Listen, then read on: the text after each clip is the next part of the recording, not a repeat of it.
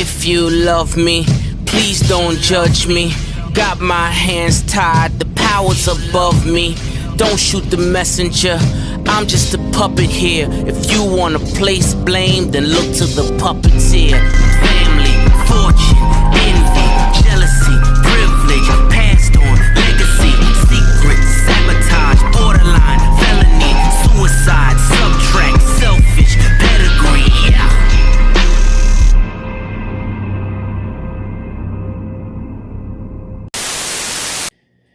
All right. How's it going, everybody? It's C-RadTV back here with another video. Of course, y'all know what time of the year it is. It's the time of year, the yearly tradition where the chase is now here. And we always do the chase grade prediction here. So, of course, it's time to predict the NASCAR chase for the Bill France Cup this year. So, of course, we really had no delays on the schedule this year. So, it all starts on time once again. So, yeah. And, of course, I already did the Truex chase prediction in another video. And we're going to do the Xfinity one sometime in September after the Xfinity chase is set. But to be perfectly honest, I don't see anything changing with the Xfinity cutoff line unless Annette somehow pulls a win out of his ass, which I highly doubt, but you never know. So, yeah. Anyway, so after a few months of battling, we have narrowed the field down. We now have 16 of America's best drivers now battling it out to see who will win the 2021 Bill France Cup and who will become the NASCAR Heavyweight Champion of the World. So, yeah, let's go ahead and let's see who are 16 participants that will take battle for this year's championship. So, here they are on the screen. These are the 16 men that will take battle for this year's championship. So, we're going to go over all 16 drivers, and we're going to take a look and see how I think each of them has fared this year. So, let's go ahead and let's start this off. So, of course, let's start this off with the regular season champion, Kyle Larson. Man, Larson, it's a difference what a year can make. It's amazing what a difference a year can make. Of course, we all know what happened last year. Larson got fired for saying the gamer word. Walt got fired from Ganassi. Had to restart from scratch and rebuild his image to the dirt ranks. And then he got an opportunity of a lifetime. Getting to drive for his childhood team. In Hendrick Motorsports. Since Larson grew up a lifelong Jeff Gordon fan. And Larson, ever since he finally came to a real team, we learned deep down that Chip Ganassi has been holding Larson back this entire time. Because Larson's having a career year, a breakout year. You love to see it. And of course, the regular season championship, this is easily Larson's championship to lose this year. The question is, can Larson do well in HMS equipment in the chase? Because in Chip Ganassi equipment, Larson was pretty hot or cold in the chase. Granted, that was Ganassi equipment. And HMS equipment is a lot different from Ganassi. But either way, Kyle Larson has easily had one of the greatest comeback seasons in NASCAR history. I would even say this season is a lot better than Kyle Busch's 2015 comeback season. And I know I just triggered a lot of Kyle Busch fans saying that. Anyway, let's continue on. Next up, Ryan Blaney. So, Blaney, of course, earlier in the year, got his one and only win of the year at Atlanta. And when it looked like that was going to be his only win of the year, Blaney then goes on and he enters the chase as the hottest driver in the field, winning back-to-back races for the first time in his career at Michigan and then winning Daytona. What's this? Blaney actually living up to expectations and actually can win multiple races a year? Yeah, maybe there is hope for Blaney after all. Because I was thinking the problem with Blaney's team has been Blaney himself. But Blaney has really stepped up ever since I thought that. The Blaney overrated hype talk has calmed down a lot the last couple weeks. But Blaney's been either hot or cold in the chase. Question is, can Blaney actually go deep and keep that momentum going? Has Blaney truly gotten hot at the right time? Because momentum is one thing you want to have when you enter the chase. So yeah, interesting to see how Blaney can go, how deep Blaney goes, and seeing if he can continue and live up to expectations. Next up, Martin Truex Jr. Well, Truex Jr. started the year off hot, winning 3 races early out of the gate. And then ever since the Darlington win, Martin Truex Jr.'s performance and speed has dropped down a massive cliff. If anything, it almost looks exactly like last year. The difference is he has 2 more wins than he did last year. It seems like Truex blew his load early in the year to try and prove that Cole Pearn was not responsible for Truex's success. And then the second half of the regular season, Truex has done next to dickety shit. But can Truex rebound and go deep in the chase, maybe make the Final Four? We'll have to see what happens. Next up, we got Kyle Busch. Well, Kyle Busch, he's had a bit of an off year in terms of Kyle Busch expectations. It's kind of almost like last year. The difference is he's a little more consistent than he was last year, and he has 2 wins this year. But to be honest, though, Kyle Busch has been slowly figuring out the second half of the year. Like, I'll be honest here, Kyle Busch is easily the biggest sleeper pick in the chase. Like, a lot of people are sleeping Kyle Busch. All I say is, I wouldn't sleep on Kyle Busch. I think Kyle Busch is going to go a lot deeper in the chase than people may think. So, yeah, I think Kyle Busch is easily a dark horse sleeper pick for the championship. Anyway, he's the biggest sleeper pick for the championship this year. Next up, Chase Elliott, the reigning, defending, undisputed NASCAR Heavyweight Champion of the world. Well, Chase Elliott, he's been easily the second best driver at HMS this year. Like, his only wins this year have been on road courses with the rain race at Coda and then winning on the 4th of July at Road America. Like, if you look at Elliott's year this year, it's literally the same year as last year. Like, he has the same number of wins he entered the chase last year. He's about has the same consistency he had entering the chase last year that he has this year. Hell, he's even the same seed that he was last year. Last year, he was the 5th seed entering the chase. This year, he's the 5th seed again. So yeah, the question is though, can Chase Elliott have a repeat of last year and get hot at the right time? All I say is though, the one thing that could stop Chase Elliott this year could be his own teammate Kyle Larson. Because Chase hasn't beat Larson in a race straight up with no wrecks and no penalties and no excuses since, I want to say, I believe the last one was Richmond, I want to say. Richmond back in April. Since then, really, Larson's had Chase's number. Question is, can Chase Elliott get hot at the right time? Like, I think he can. The one thing that he's had in the regular season is that his team has been very mistake-prone. Like, this team has made major mistakes throughout the year. Like the 9 team, they should probably have 3 or 4 wins, maybe more, maybe as many as Kyle Larson.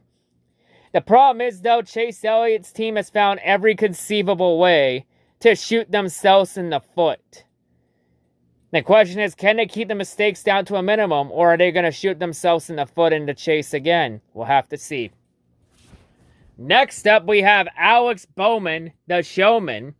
So Alex Bowman, it turns out he can win multiple races a year, because he won Richmond out of nowhere.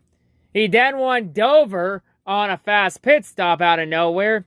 And he only won that first Pocono race because Kyle Larson blew his tire in the last turn of the last lap. Like, a lot of Bowman's wins have mainly been off luck because he only won Richmond because the caution for Kevin Harvick going Spinola came out and that cost Hamlin to win. If that caution didn't come out, either Hamlin or Logano probably would have won that race. And then Bowman came out of nowhere. But hey, Bowman's living to his nickname, the showman, or as I like to say, Bowman out of nowhere. But yeah, Bowman, no, he's been very inconsistent, though, despite those 3 wins. Like, he's been hit or miss this year. Like, I'll say this for sure. Entering the chase, Bowman is easily the biggest boom or bust driver in the chase. He's either going to go deep in the chase, or he's going to be out early in the chase. He's boom or bust. So if you want to pick him this year, pick him at your own risk. Next up, we got Denny Hamlin. Man, Denny Hamlin, how many chokes can one man have in his career? Holy fuck. Like, at one point in the year, Hamlin had a 150-point lead over Kyle Larson in the regular season championship. I believe after Kansas, it was around 150 points. And since that Kansas race in May, Kyle Larson slowly chipped into it, and then Hamlin completely choked it away. Like, that's a fucking choke I've never seen out of Hamlin. It seems like full Hamlin has come early this year. But yeah, other than that, though, Hamlin's been very consistent this year, finishing top 5, top 10 in a lot of races this year. But has 0 wins, which is kind of shocking. Hamlin easily could have probably had maybe 2 or 3 wins this year, but Hamlin's found every single conceivable way to choke a race away. I wonder what the problem is. Oh, wait. His initials are DH. You want to know another driver that performs similar to Hamlin that has those same initials?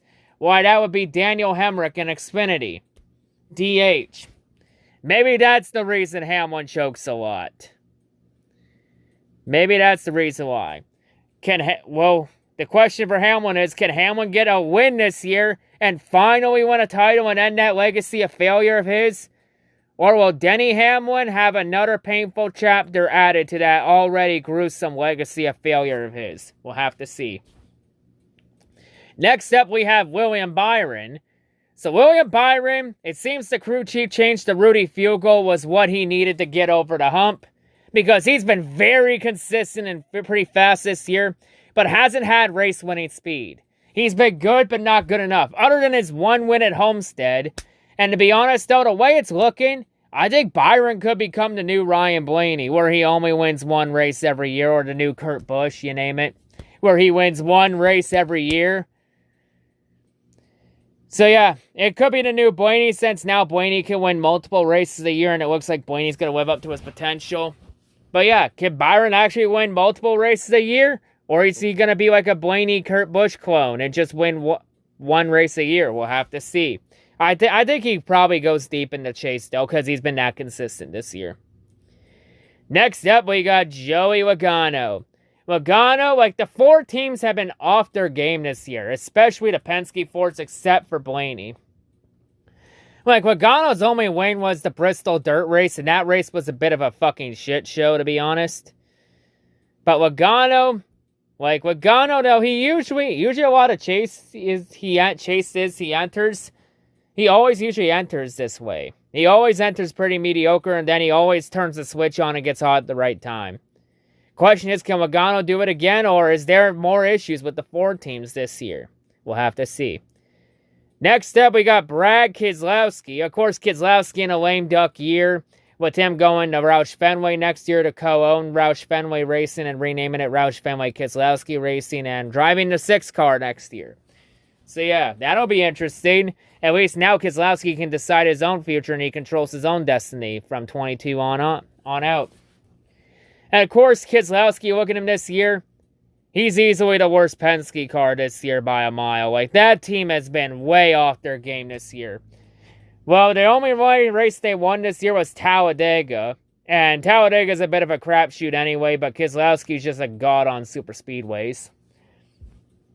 Keselowski's easily the best super speedway driver in the field, so my expectations for Keselowski are pretty low, but if Keselowski can win Talladega, he probably goes to the round of 8, and that would be his ceiling, his round of 8.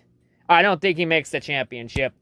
I think last year was Keselowski's last best shot at the title. So we'll have to see, and of course Keselowski's getting replaced next year at Penske by Austin Cindric, who's taking the 2 car. Next up, we got Kurt Busch. And yeah, Kurt Busch already filled his contract obligated 1 win a year already. Got that win in Atlanta, beating Kyle Busch in a thriller. Kurt Busch has been very hot and cold. He's been very hit or miss this year. He's had good runs, but he's had bad runs at the same time, which cancel out. Question is, can Kurt Busch have good runs, or is is bad luck gonna bite him in the ass? So next up, we got Christopher Bell, who is easily the worst driver at JGR this year. So yeah, Christopher Bell, he got the 1 win this year at the Daytona Roval. He mainly got that because of NASCAR's incompetence when calling a BS rain caution when their track wasn't even wet. And Bell took advantage of Chase Elliott's team shooting themselves in the foot as a result of that. So yeah, Bell has that road course win, and Bell has been pretty impressive on the road courses. He's had a couple good runs too, come close to a win on a couple occasions, especially at New Hampshire. So yeah, I think Bell, and this is Christopher Bell's first time in the chase.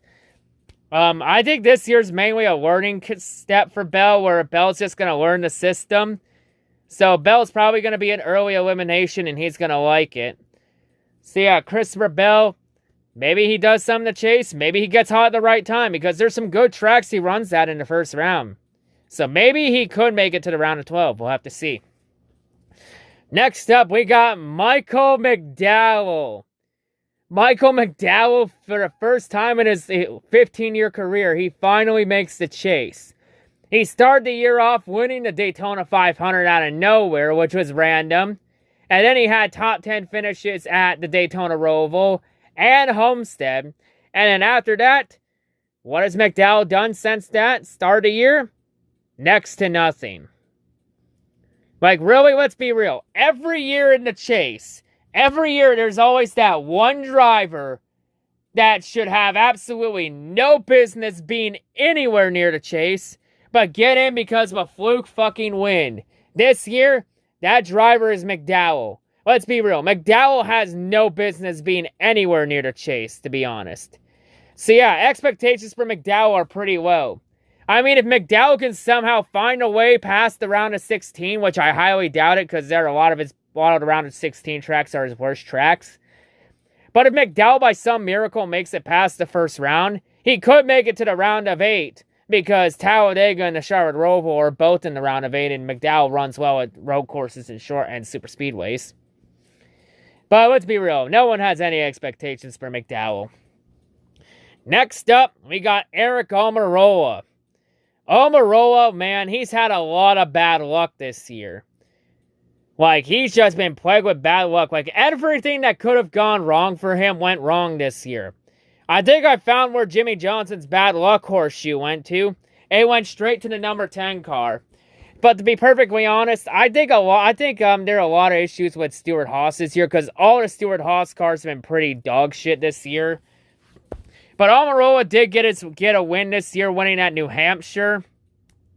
So Almirola finally won a race at a track that isn't Daytona or Talladega. So yeah, that was kind of random. So yeah, but other than that, Almirola really hasn't done a whole lot this year, other than that bad luck. He's had a couple good runs. I think he honestly should have been higher in points than where he actually was. But he's just been plagued with bad luck this year. But yeah, I don't think anyone has Almirola really going deep, but because I think he's going to get hit with bad luck again. But odds are that win more than likely secures Almirola another year in the 10 car. Next up, we got Tyler Reddick. Reddick finally makes his first chase appearance in his career. So welcome to the chase, Reddick. So Reddick's had some speed. He started the year off slow, other than that second place run he had at Homestead, where Reddick probably could have won the Homestead race if there was like another 5-10 laps left in that race, because he was running Byron down. He just ran out of time. But yeah, for Reddick, I think same situation as Bell. He's had good runs. He started the year off slow, but he's slowly been figuring out the second half of the year. But for Tyler Reddick, I think this year is just more of a learning experience, so I'm not expecting too much out of Reddick. I think Reddick's going to be an early elimination, and he's going to like it. And then finally, last but certainly not least, we get the 16th seed, Kevin Harvick. Holy shit. When I said last year that Harvick was going to go through a massive decline from 2020 to 2021, you all told me I was on fucking bath salts. And that I was insane. I was crazy. I was sleeping on Harvick. Oh, I'm underestimating Harvick after his choke job last year. Oh, Harvick's going to rebound, have another dominant season, and he's going to torch the world and win his second championship and make up for last year. Well, I'm waiting for that. Because Harvick this year has been pretty irrelevant this year. Like, he has really fallen off a cliff. And Harvick hasn't even won yet this year. He's been winless, which is the craziest part.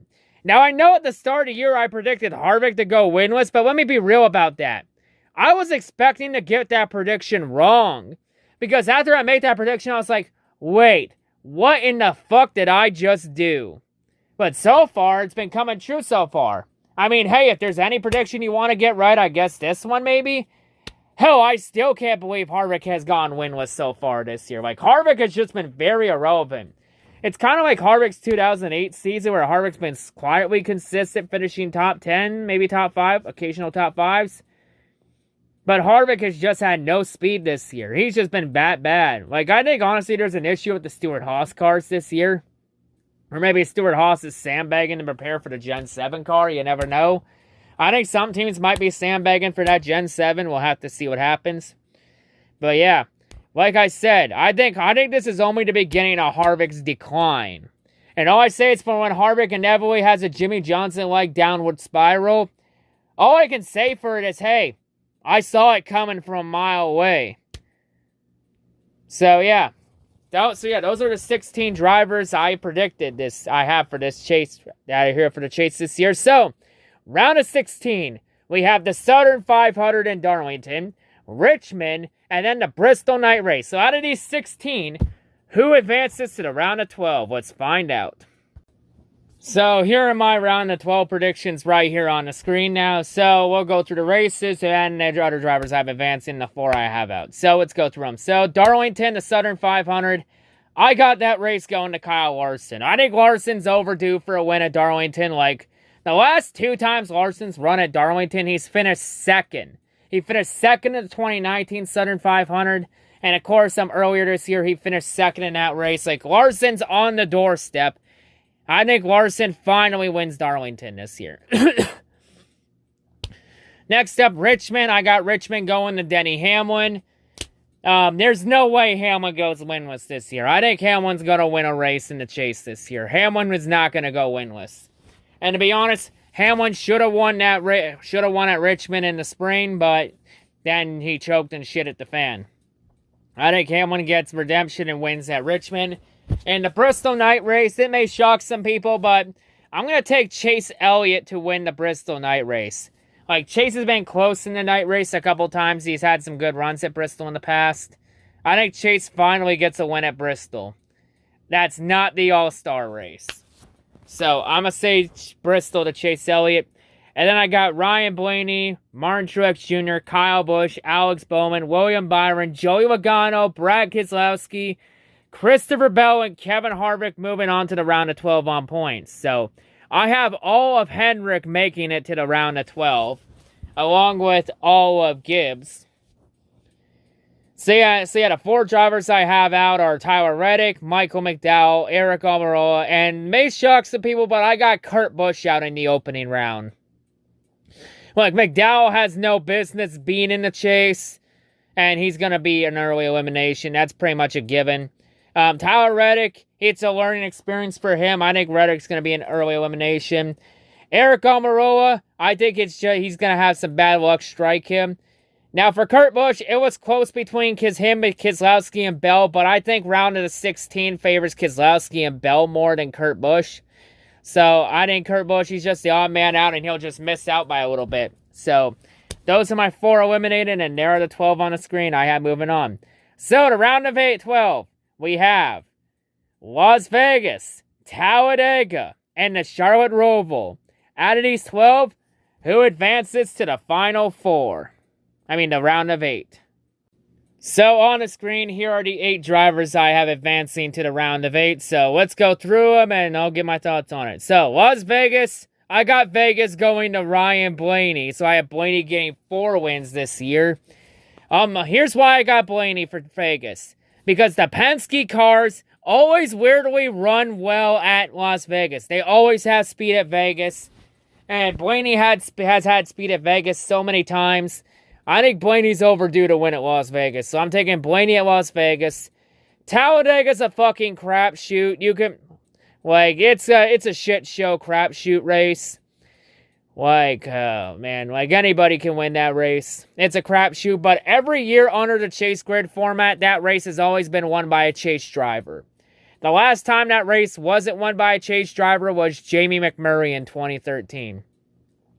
So yeah, with Talladega being a complete crapshoot, I'm just going to play it safe for that race, and I'm going to say Brad Keselowski sweeps Talladega.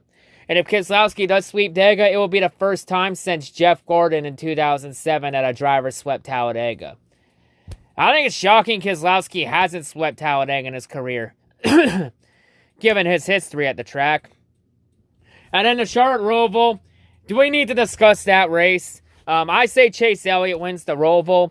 However, I don't think Chase Elliott dominates the Roval like he used to in years past. I think, because to be honest, I think the main issue with Chase Elliott on the road courses this year is, I think the competition has caught up to Chase.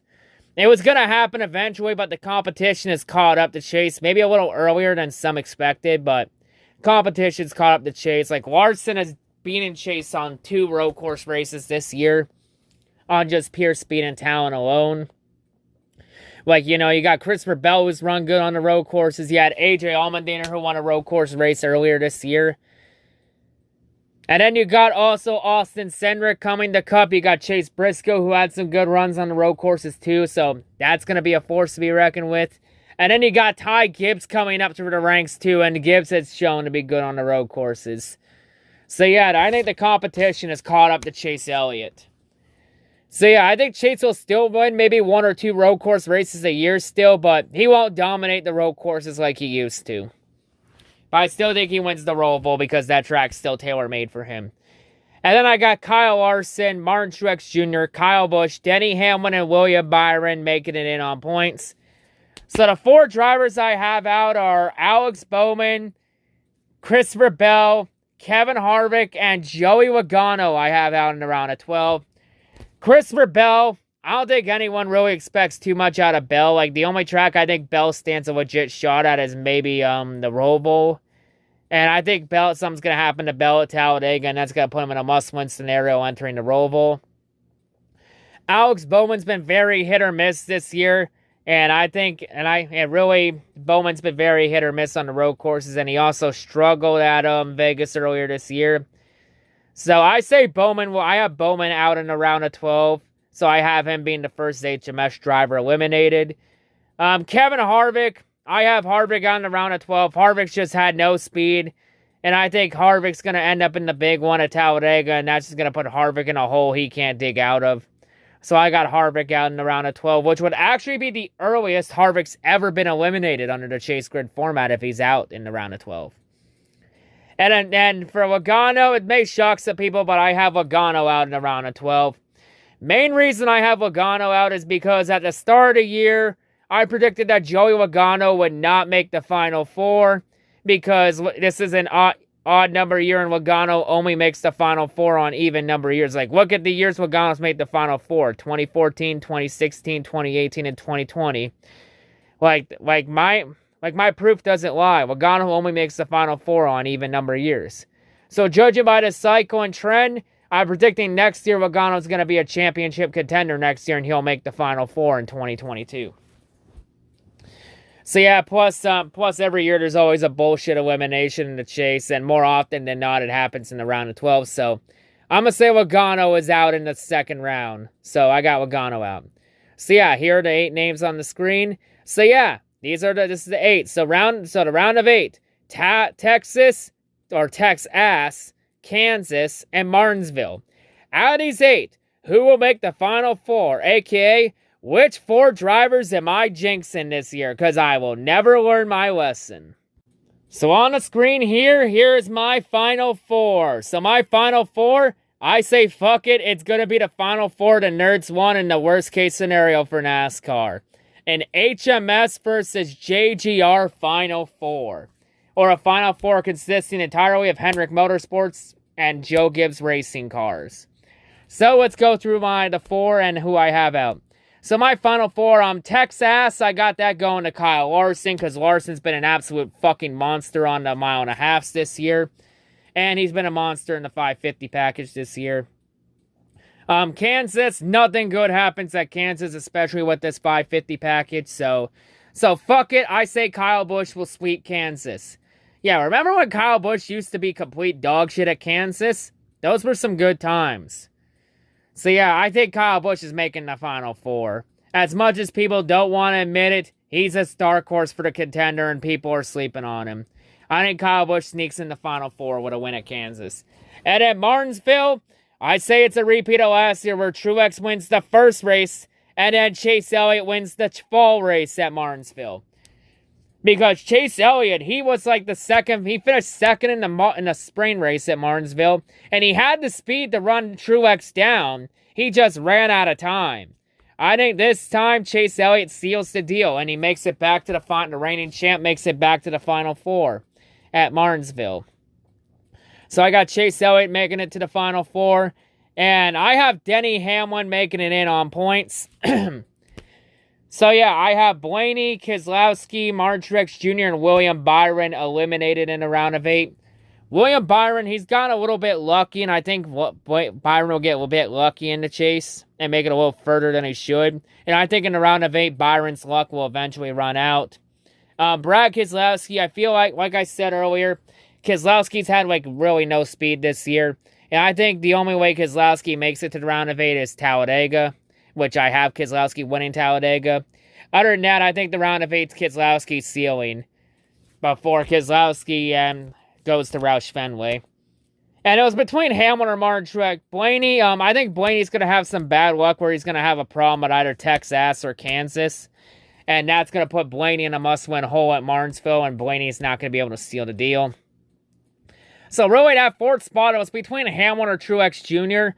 I just think Hamlin's a lot more consistent and has more speed than Martin Truex Jr. despite having no wins this year. So I think Hamlin makes it into the Final Four on points over Martin Truex Jr. But it wouldn't shock me if Hamlin chokes in the round of 8 with a Final Four spot on the line. It would not shock me. So my Final Four, I think it's probably pretty much the most realistic Final Four here. Kyle Larson, Kyle Busch, Chase Elliott, Denny Hamlin. So, of course, you got Larson and Hamlin in this Final Four. You got Larson and Hamlin looking for their first championships. Chase Elliott looking to go back-to-back. And then you got Kyle Busch looking for his third championship. I think these four battling for the championship at Phoenix, they will put on a very good show at Phoenix. The question is, though, out of these four, who do I have winning the championship at Phoenix in the duel to the death duel in the desert? So, who do I have winning the 2021 Cup Series Championship this year? Well, I'll be honest here. At Phoenix, I think Denny Hamlin once again has another choke job, and he has no speed in the final race when it matters the most, and Hamlin will have another painful chapter to that legacy of failure of his. Chase Elliott, I think Chase would probably be a favorite coming in because Chase always runs well at Phoenix, and like I said last year, if Chase Elliott enters the Final Four at Phoenix with a shot at the title's right there for the taking, which he did win it last year. And I picked him to win the title last year. I don't think it's Chase Elliott going back-to-back. I think that team has made so many mistakes, and I think at Phoenix they'll be in a position to win it, but they'll make some mistakes on pit road or something like that, or they'll get a speeding penalty late, and that will cost them the championship. So I think the 9 team will shoot themselves in the foot, since mistakes and the team shooting themselves in the foot has been the 9 team's main theme this year. So I think it's realistically between Kyle Larson and Kyle Busch, the Kyle and Kyle show. Because Kyle Busch always runs well at Phoenix. And this race will have practice and qualifying, by the way, which I think will really help Kyle Busch play in his favor at one of his top tracks at Phoenix. You know, Kyle Larson, he's always had speed at Phoenix, but not good enough speed. Then again, that was with Chip Ganassi Racing. And like I said before, Hendrick Motorsports is a whole different ballpark than Chip Ganassi Racing. So with all that being said, let's not beat around the bush. My pick for the championship this year, I think this driver, he completes the greatest comeback season and completes the greatest career resurgence in NASCAR history. And there's only one name I'm referring to, and that's Young Money himself, Kyle fucking Larson, bitches. Yep, I'm doing it. I'm picking Kyle Larson to win the championship this year. This is easily Kyle Larson's championship to lose. I think same situation with Chase last year. I think if you put Kyle Larson in the Final Four in a winner-take-all race with a shot at the championship, that title's right there for the taking for Larson. Because every big race Larson's been in this year, whether it be dirt, you name it, he's always performed well. And I think you put Kyle Larson in a winner-take-all race for the championship, he gets it done. So yeah, those are my predictions for the Chase this year. So yeah, that's all I gotta say. Will HMS go back-to-back championships? We'll have to see. But yeah, anyway, that's all I gotta say. Hope everyone's a great day, and yeah, peace out. Now watch half of this be wrong after the first round.